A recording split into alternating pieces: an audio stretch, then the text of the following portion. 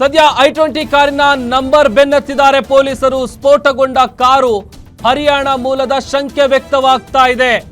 ಕಾರಿನ ಮೂಲ ಹುಡುಕಿ ಹೊರಟಿದ್ದಾರೆ 3 ತಂಡಗಳು. ಪ್ರಾಥಮಿಕ ಮಾಹಿತಿಯ ಪ್ರಕಾರ ಕಾರಿನ ನಂಬರ್ HR267674. ಬೆಳಿಗ್ಗೆ ಅಷ್ಟೇ ಹರಿಯಾಣದಲ್ಲಿ ಪೊಲೀಸರು ರೇಡ್ ಮಾಡಿದ್ರು. i20 ಕಾರ್ನ ನಂಬರ್ ಏನಿದೆ ಅದರ ಬೆನ್ನಟ್ಟಿದ್ದಾರೆ ಪೊಲೀಸರು. ಸ್ಫೋಟಗೊಂಡ ಕಾರು ಹರಿಯಾಣ ಮೂಲದ್ದು ಅನ್ನುವಂತಹ ಶಂಕೆ ಇದೆ.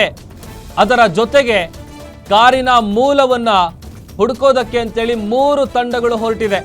ಪ್ರಾಥಮಿಕ ಮಾಹಿತಿ ಪ್ರಕಾರ ಗೊತ್ತಾಗ್ತಾ ಇರುವಂತದ್ದು HR267674 ಕಾರ್ನ ನಂಬರ್ ಇರಬಹುದು ಅಂತ ಪ್ರಾಥಮಿಕ ಮಾಹಿತಿಯಲ್ಲಿ ತಿಳಿದು ಬರ್ತಾ ಇದೆ. ಬೆಳಿಗ್ಗೆ ಅಷ್ಟೇ ಹರಿಯಾಣದಲ್ಲಿ ರೇಡ್ ಮಾಡಿರ್ತಾರೆ ಪೊಲೀಸರು. ಮತ್ತೊಂದು ಕಡೆ ಈಗ i20 ಕಾರ್ನ ನಂಬರ್ ಏನಿದೆ ಆ ನಂಬರು ಅದು ಯಾವ RTO ಪಾಸಿಂಗು, ಅದರ ಜೊತೆಗೆ ಅದು ಯಾರಿಗೆ ಸೇರಿದ್ದು, ಅದರಲ್ಲಿ ಇದ್ದಂಥ 3 ಮಂದಿ ಯಾರು, ಅವ್ರು ಎಲ್ಲಿಂದ ಎಲ್ಲಿಗೆ ಹೋಗಿದ್ರು, ಒಂದು ಕಡೆ ಆ ಸ್ಫೋಟಕ ವಸ್ತುಗಳು ಏನು ಪತ್ತೆ ಆಗಿತ್ತು ಇವತ್ತು ಬೆಳಗ್ಗೆ ಅಷ್ಟೇ, ಅದಕ್ಕೂ ಇದಕ್ಕೂ ಏನಾದರೂ ಲಿಂಕ್ ಇದೆಯಾ ಅನ್ನುವಂಥ ಆಯಾಮದಲ್ಲೂ ಕೂಡ ಸದ್ಯ ಪೊಲೀಸರು ತನಿಖೆಯನ್ನ ತೀವ್ರಗೊಳಿಸಿದ್ದಾರೆ. ಮತ್ತೊಂದು ಕಡೆ ಈ i20 ಕಾರ್ನ ನಂಬರ್ ಏನಿದೆ ಆ ನಂಬರ್ ಗೊತ್ತಾದ್ರೆ ಸಹಜವಾಗಿ ಆ ಕಾರ್ನ ವಿಚಾರಕ್ಕೆ ಸಂಬಂಧಪಟ್ಟಂತ ಎಲ್ಲ ಡೀಟೇಲ್ಸ್ಗಳು ಗೊತ್ತಾಗುತ್ತೆ. ಅದರ ಓನರು, ಅದರಲ್ಲಿ ಇದ್ದಂಥವ್ರು. ಆಮೇಲೆ ನಾನು ಇನ್ನೊಂದು ವಿಚಾರ ಹೇಳ್ತಾ ಇದ್ನಲ್ಲ, ಈಗ ಆ ಬ್ಲಾಸ್ಟ್ ಆಗೋದಕ್ಕಿಂತ ಮುಂಚಿತವಾಗಿ ಅದು ಹಿಂದೆ ಯಾವುದಾದ್ರೂ ಒಂದು ಸಿಗ್ನಲ್ ಪಾಸ್ ಆಗಿದ್ರೆ ಅಲ್ಲಿನ CCTVಯಲ್ಲಿ ಆ ಫುಟೇಜಸ್ನ ಗಮನಿಸಿದಂಥ ಸಂದರ್ಭದಲ್ಲಿ ಅಲ್ಲಿ ಆ ಕಾರು ನಂಬರ್ ಏನಿರುತ್ತೆ ಆ ನಂಬರು ಇದೇ ಇರಬಹುದು ಅಂತೇಳಿ ಪ್ರಾಥಮಿಕ ಮಾಹಿತಿ ಪ್ರಕಾರ ಸಿಗ್ತಾ ಇರುವಂಥ ನಂಬರ್, ಅದು ಕಾರ್ನ ನಂಬರ್ i20 ಕಾರ್ನ ನಂಬರ್ ಇದೇ ಇರ್ಬೋದು ಅಂತ HR267674 ಇರಬಹುದು ಅಂತೇಳಿ ಪ್ರಾಥಮಿಕ ಮಾಹಿತಿಯ ಪ್ರಕಾರ ಗೊತ್ತಾಗ್ತಾ ಇರೋದು.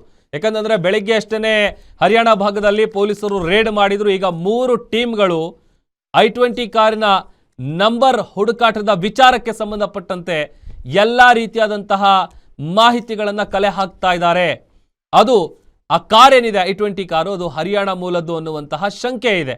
ಹಾಗಾಗಿ ಅದು ಎಕ್ಸಾಕ್ಟ್ ಆಗಿ ಯಾವ ಭಾಗದ ಕಾರು, ಯಾವ ಊರಿಗೆ ಸೇರಿದ್ದು, ಅದು ಯಾರಿಗೆ ಸೇರಿದ್ದು, ಅದರಲ್ಲಿ ಇದ್ದಂಥವ್ರು ಯಾರು, ಅವ್ರು ಎಲ್ಲಿಂದ ಎಲ್ಲಿಗೆ ಹೋಗ್ತಾ ಇದ್ರು, ಎಲ್ಲ ಆಯಾಮದಲ್ಲೂ ಕೂಡ ಸದ್ಯ ತನಿಖೆಯನ್ನು ತೀವ್ರಗೊಳಿಸಿದ್ದಾರೆ.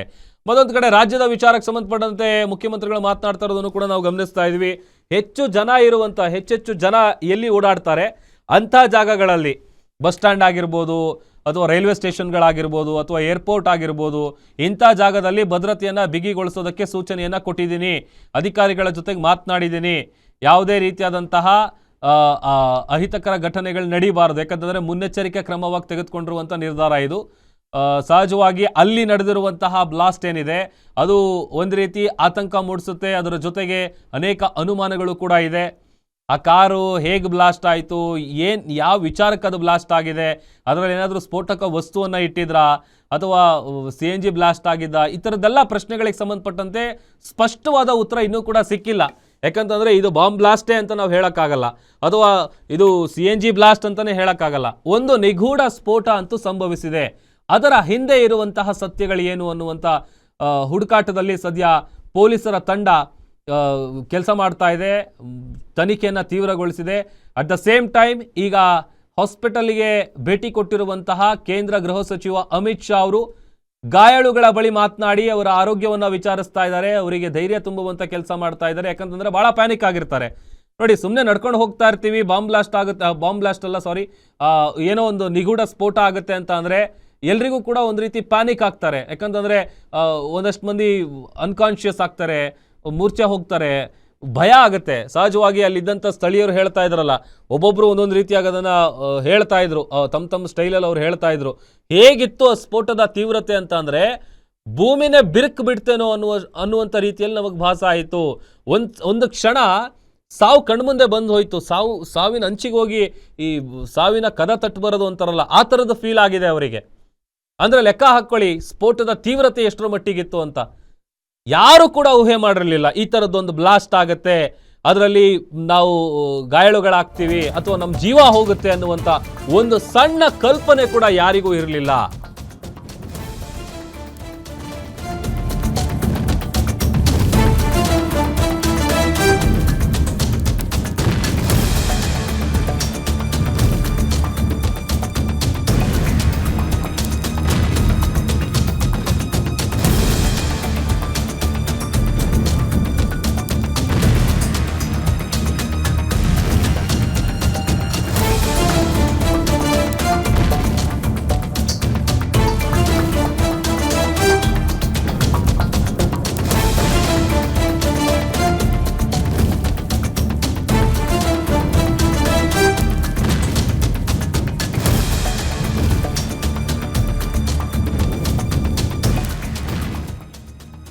ದೆಹಲಿಯಲ್ಲಿ ಸಂಭವಿಸಿರುವಂತಹ ನಿಗೂಢ ಸ್ಫೋಟದ ಹಿನ್ನೆಲೆ ಬಿಹಾರದಲ್ಲೂ ಹೈ ಅಲರ್ಟ್. ನಾಳೆ 2ನೇ ಹಂತದ ಮತದಾನ ನಡೆಯುತ್ತೆ. ಅಲ್ಲೂ ಕೂಡ ಹದ್ದಿನ ಕಣ್ಣಿಡೋದಕ್ಕೆ ಭಾರಿ ಪೊಲೀಸ್ ಬಂದೋಬಸ್ತನ್ನ ಹೆಚ್ಚಿಗೆ ಮಾಡೋದಕ್ಕೆ ಈಗ ನಿರ್ಧರಿಸಲಾಗಿದೆ. ಬಿಹಾರದಲ್ಲೂ ಕೂಡ ಹೈ ಅಲರ್ಟ್. ನಾಳೆ 2ನೇ ಹಂತದ ವೋಟಿಂಗ್ ನಡೆಯುತ್ತೆ. ಈಗ ಆಲ್ರೆಡಿ 1ನೇ ಹಂತದ ಮತದಾನ ಮುಗಿದಿದೆ. ನಾಳೆ 2ನೇ ಹಂತದ ಮತದಾನ ನಡೆಯುತ್ತೆ. ಹೀಗಾಗಿ ಮತದಾನದ ಮೇಲೆ ನಿಗಾ ವಹಿಸುವಂತ ವಿಚಾರಕ್ಕೆ ಸಂಬಂಧಪಟ್ಟಂತೆ ಬಿಹಾರದಲ್ಲೂ ಕೂಡ ಹೈ ಅಲರ್ಟ್. ಹದ್ದಿನ ಕಣ್ಣಿಡ್ತಾರೆ. ಅಲ್ಲಿ ಭದ್ರತೆಯನ್ನ ಹೆಚ್ಚಿಗೆ ಮಾಡ್ತಾರೆ. ಟೈಟ್ ಸೆಕ್ಯೂರಿಟಿಯನ್ನ ಕೊಡ್ತಾರೆ. ಅಲ್ಲೂ ಯಾವುದೇ ರೀತಿಯಾದಂತಹ ಅಹಿತಕರ ಘಟನೆಗಳು ನಡೀಬಾರದು. ಮುನ್ನೆಚ್ಚರಿಕೆಯ ದೃಷ್ಟಿಯಿಂದ ಈಗ ನಾವು ಗಮನಿಸ್ತಾ ಇದ್ವಲ್ಲ, ಕರ್ನಾಟಕ, ಮುಂಬೈ, ಮಹಾರಾಷ್ಟ್ರ, ದೇಶಾದ್ಯಂತ ಈಗ ಕಟ್ಟೆಚ್ಚರವನ್ನು ವಹಿಸೋದಕ್ಕೆ ಸೂಚನೆ ಕೊಡಲಾಗಿದೆ. ಹಾಗಾಗಿ ಹೆಚ್ಚು ಜನ ಈಗ ಹೇಳಿ ಕೇಳಿ ನಾಳೆ ಬಿಹಾರದಲ್ಲಿ 2ನೇ ಹಂತದ ಮತದಾನ ನಡೆಯುತ್ತೆ. ಮತದಾನ ನಡೆಯುವಂಥ ಸಂದರ್ಭದಲ್ಲಿ ಕೂಡ ಬಹಳಷ್ಟು ಸಂಖ್ಯೆಯಲ್ಲಿ ಜನ ಬಂದಿರ್ತಾರೆ. ಅಲ್ಲಿ ಯಾವುದೇ ರೀತಿಯಾದಂಥ ತೊಂದರೆ ಆಗಬಾರ್ದು, ಯಾವುದೇ ರೀತಿಯಾದಂಥ ಘಟನೆಗಳು ಸಂಭವಿಸಬಾರ್ದು ಅನ್ನುವಂಥ ನಿಟ್ಟಿನಲ್ಲಿ ಮುನ್ನೆಚ್ಚರಿಕೆಯ ಕ್ರಮವಾಗಿ ಬಿಹಾರದಲ್ಲೂ ಕೂಡ ಸದ್ಯ ಹೈ ಅಲರ್ಟ್ ಅನ್ನು ಘೋಷಿಸಲಾಗಿದೆ. ಒಂದು ಕಡೆ ದೆಹಲಿಯಲ್ಲಿ ನಡೀತಾ ಇರುವಂತಹ ಬೆಳವಣಿಗೆಗಳನ್ನು ಗಮನಿಸ್ತಾ ಇದ್ದೀವಿ. ಸಾವಿನ ಸಂಖ್ಯೆ ಬಂದು 13ಕ್ಕೆ ನಿಂತಿದೆ. ಮತ್ತೊಂದಷ್ಟು ಜನ ಗಂಭೀರ ಸ್ಥಿತಿಯಲ್ಲಿದ್ದಾರೆ. ಸಾವು ಬದುಕಿನ ನಡುವೆ ಹೋರಾಡ್ತಾ ಇದ್ದಾರೆ. ಗಾಯಾಳುಗಳು ಕೂಡ ಬಹಳ ಪ್ಯಾನಿಕ್ ಆಗಿದ್ದಾರೆ. ಗಾಯಾಳುಗಳ ಆರೋಗ್ಯವನ್ನು ವಿಚಾರಿಸ್ತಾ ಇದ್ದಾರೆ ಅಮಿತ್ ಶಾ ಅವರು. ಮತ್ತೊಂದು ಕಡೆ ಈಗ ಕಾರ್ನ ನಂಬರ್ ವಿಚಾರಕ್ಕೆ ಸಂಬಂಧಪಟ್ಟಂತೆ I-20 ಕಾರ್, ಆ ಕಾರ್ನ ನಂಬರ್ ಅನ್ನ ಬೆನ್ನಟ್ಟಿದ್ದಾರೆ ಪೊಲೀಸರ ತಂಡ. ಈ ಎಲ್ಲ ಬೆಳವಣಿಗೆಗಳು ನಡೀತಾ ಇದೆ ಸದ್ಯ. ಅಲ್ಲಿರುವಂಥ ಸ್ಥಳೀಯರ ಮಾಹಿತಿ ಕೊಡ್ತಾ ಇದ್ರಲ್ಲ, ಹೇಗೆ ನಡೀತು, ಎಲ್ಲಿದ್ರು, ಏನು ಎತ್ತ ಅನ್ನುವಂಥದ್ದು. ಯಾಕಂತಂದರೆ ಬಹಳ ಬೆಚ್ಚ ಬೀಳಿಸುವಂಥ ದೃಶ್ಯ ಇದು. ಒಂದೊಂದು ದೃಶ್ಯಗಳು ಕೂಡ ನಿಜಕ್ಕೂ ಮೈ ಜುಮ್ ಅನ್ನುತ್ತೆ. ನಾ ಹೇಳ್ತಾ ಇದ್ದಲ್ಲ, ಅಲ್ಲಿ ಅವ್ರು ಯಾರಿಗೆ ಕೂಡ ಒಂದು ಸಣ್ಣ ಕಲ್ಪನೆ ಇರಲಿಲ್ಲ. ಯಾರಿಗೆ ಅನ್ಸಿರುತ್ತೆ ಈ ಥರದ್ದೊಂದು ಬ್ಲಾಸ್ಟ್ ಆಗುತ್ತೆ ಅಂತ. ಎಲ್ಲ ತಮ್ಮ ಪಾಡಿಗೆ ಮನೆಗೆ ಹೋಗ್ತಾ ಇರ್ತಾರೆ. ಅವ್ರ ಪಾಡಿಗೆ ಅವರು ಬೀದಿ ಬದಿ ವ್ಯಾಪಾರಸ್ಥರು ಅವ್ರು ಕೆಲಸ ಮಾಡ್ಕೋತಾ ಇರ್ತಾರೆ. ಹೊಟ್ಟೆ ಪಾಡಿಗೆ ಏನೋ ಒಂದು ಸಣ್ಣ ಅಂಗಡಿ ಇಟ್ಕೊಂಡಿರ್ತಾರೆ. ಜೀವನ ನಡೆಸಬೇಕು, ದುಡಿತಾ ಇರ್ತಾರೆ. ಅಂತ ಅಮಾಯಕರು ಬಲಿಯಾದ್ರಲ್ಲ ಈ ನಿಗೂಢ ಸ್ಫೋಟದಲ್ಲಿ. ಯಾವ ಕಾರಣಕ್ಕಾಗಿ ಸ್ಫೋಟ ಸಂಭವಿಸ್ತು? ಎಕ್ಸಾಕ್ಟ್ಲಿ ಅಲ್ಲಿ ಬಾಂಬೆ ಇತ್ತಾ, CNG ಸಿಲಿಂಡ್ರೇ ಇತ್ತಾ, ಅಥವಾ ಏನು ನಡೆದಿದೆ ಅನ್ನುವಂಥದ್ದು ಹಲವು ಪ್ರಶ್ನೆಗಳು ಸದ್ಯ ಕಾಡ್ತಾ ಇದೆ. ಈ ಎಲ್ಲ ಪ್ರಶ್ನೆಗಳಿಗೆ ಉತ್ತರ ಇನ್ನೂ ಸಿಕ್ಕಿಲ್ಲ. ಕ್ವಶ್ಚನ್ ಮಾರ್ಕ್ ಹಾಗೇ ಇದೆ. ಯಾವ ವಿಚಾರಕ್ಕೆ ಈ ಸ್ಫೋಟ ಆಗಿರೋದು? ಈ ನಿಗೂಢ ಸ್ಫೋಟದ ಹಿಂದೆ ಇರುವಂತಹ ಅಸಲಿ ಸತ್ಯ ಏನು? ಒಂದ್ ಕಡೆ ಕೇಂದ್ರ ಗೃಹ ಸಚಿವರು ಕೂಡ ಇದ್ರ ಬಗ್ಗೆ ಮಾತನಾಡುವಂಥ ಸಂದರ್ಭದಲ್ಲಿ ಹೇಳ್ತಾ ಇದ್ರಲ್ಲ, ಎಲ್ಲ ಆಯಾಮದಲ್ಲೂ ತನಿಖೆ ನಡೀತಾ ಇದೆ. ಸ್ಫೋಟದ ಹಿಂದಿರುವ ಸತ್ಯ ಏನಿದೆ ಅದು ಹೊರ ಬರುತ್ತೆ. ಈಗ ಘಟನೆಯ ವಿಚಾರವಾಗಿ ಫೋನ್ ಕಾಲ್ ಮಾಡಿ ದೇಶದ ಪ್ರಧಾನಿಗಳು ನರೇಂದ್ರ ಮೋದಿ ಅವರು, ಅಮಿತ್ ಶಾ ಅವರಿಂದ ಎಲ್ಲ अभी यहाँ से मैं घटना स्थल पर जाने के लिए निकल रहा हूं और कल एक बड़े सवेरे ही सीनियर लोगों की टीम के साथ गृह मंत्रालय में बैठक कर इसकी डिटेल जांच की जाएगी। सर, आपको लगता है कि इस हमले के पीछे, जो ब्लास्ट हुआ, इसके पीछे कोई आतंकी हमला है या कोई भी प्लानिंग यहाँ पर की जा रही है?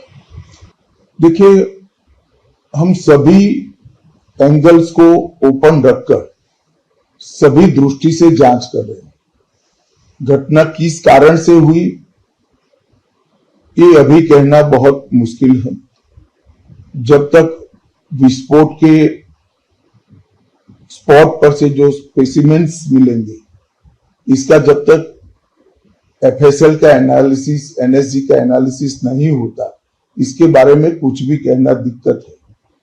मगर हम किसी भी एंगल को